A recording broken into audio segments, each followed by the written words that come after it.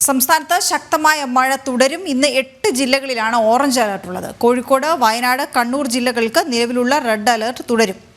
ശാലിനി വിവരങ്ങളുമായി ചേർന്നു. Shalini, red alert ഉണ്ട് 3 ഇടങ്ങളിൽ, 8 ഇടങ്ങളിൽ ഓറഞ്ച് അലർട്ട്, മറ്റിടങ്ങളിൽ യെല്ലോ അലർട്ട് എന്ന് പറയുമ്പോൾ മിക്കവാറും എല്ലായിടങ്ങളിലും മഴയ്ക്കുള്ള സാധ്യത, അതും ശക്തമായ മഴയ്ക്കുള്ള സാധ്യതയാണ് പുതിയതായി ഉൾപ്പെടുത്തിയിരിക്കുന്നത്. എന്തൊക്കെ വിവരങ്ങൾ?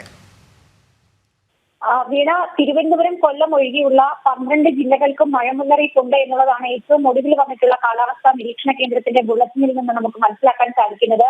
ഇന്ന് 8 ജില്ലകൾക്കാണ് ഓറഞ്ച് അലർട്ട് മുന്നറിയിപ്പ് പുറപ്പെടുവിച്ചിട്ടുള്ളത്. കോട്ടയം, എറണാകുളം, ഇടുക്കി, മലപ്പുറം, കോഴിക്കോട്, വയനാട്, കണ്ണൂർ, കാസർഗോഡ് ജില്ലകൾക്കാണ് ഇന്ന് ഓറഞ്ച് അലർട്ട് മുന്നറിയിപ്പുള്ളത്. 4 ജില്ലകൾക്ക് ഇന്ന് യെല്ലോ അലർട്ട് നൽകിയിട്ടുണ്ട്. തൃശൂർ, പാലക്കാട്, ഒപ്പം തന്നെ പത്തനംതിട്ട, ആലപ്പുഴ ജില്ലകൾക്കാണ് ഇന്ന് യെല്ലോ അലർട്ട് ജാഗ്രതാ നിർദ്ദേശം നൽകിയിട്ടുള്ളത്.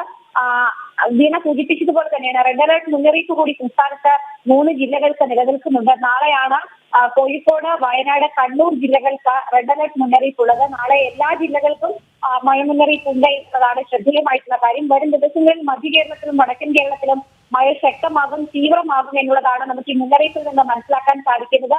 ഉയർന്ന തിരമാല സാധ്യത കൂടി കേന്ദ്ര കാലാവസ്ഥാ നിരീക്ഷണ കേന്ദ്രം പ്രവചിക്കുകയാണ്. പ്രത്യേകിച്ച് തെക്കൻ തമിഴ്നാട്, കേരളം ഉൾപ്പെടെയുള്ള തീരങ്ങളിൽ അതിശക്തമായ തിരമാലയ്ക്കും കള്ളക്കടൽ പ്രതിഭാസത്തിനും ഇന്ന് രാത്രി 11:30 വരെ സാധ്യതയുണ്ട് എന്നുള്ളതാണ് ആ മുന്നറിയിപ്പിൽ ചൂണ്ടിക്കാട്ടുന്നത്.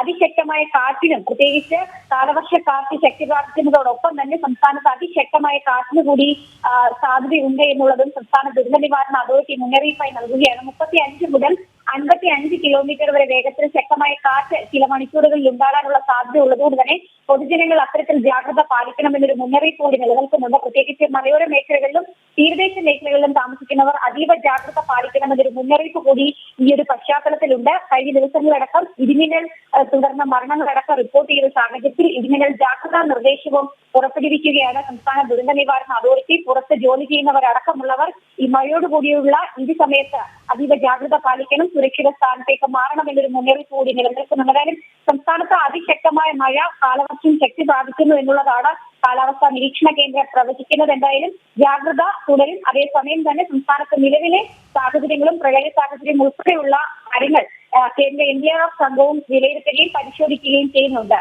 വീണ. ഓക്കെ.